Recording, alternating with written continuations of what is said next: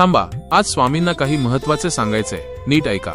आयुष्य चालते, दिवस मागे दिवस जातायत, लोक पुढे निघून जातायत, काळ कुणासाठी थांबत नाही. पण तरीही मनात एकच प्रश्न घुमतो, मी अजूनही इथेच का आहे? तो सकाळी उठतो, कामावर जातो, जबाबदाऱ्या निभावतो, सगळं व्यवस्थित दिसतं, पण आत कुठेतरी काहीतरी थांबलंय. स्वप्न धुसर झाली आहेत, आत्मविश्वास कमी झालाय आणि स्वतःचा आवाज स्वतःलाच ऐकू येत नाही.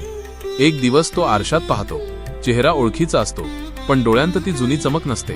तेव्हाच मनात एक विचार येतो, आयुष्य माझ्यावर नाही, मी आयुष्यावर उभा राहायला हवा. ही वेळ आहे थांबण्याची नाही, ही वेळ आहे स्वतःसाठी उभं राहण्याची, इतरांच्या अपेक्षांमधून बाहेर येण्याची, लोक काय म्हणतील या भीतीला मागे टाकण्याची. तो छोटासा निर्णय घेतो, आजपासून स्वतःला दुर्लक्षित करायचं नाही, स्वतःच्या मनाचं ऐकायचं.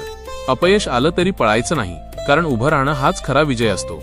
काही बदल लगेच दिसत नाहीत, पण आज शांतता येते, कारण पहिल्यांदाच तो स्वतःच्या बाजूने उभा राहिलेला असतो.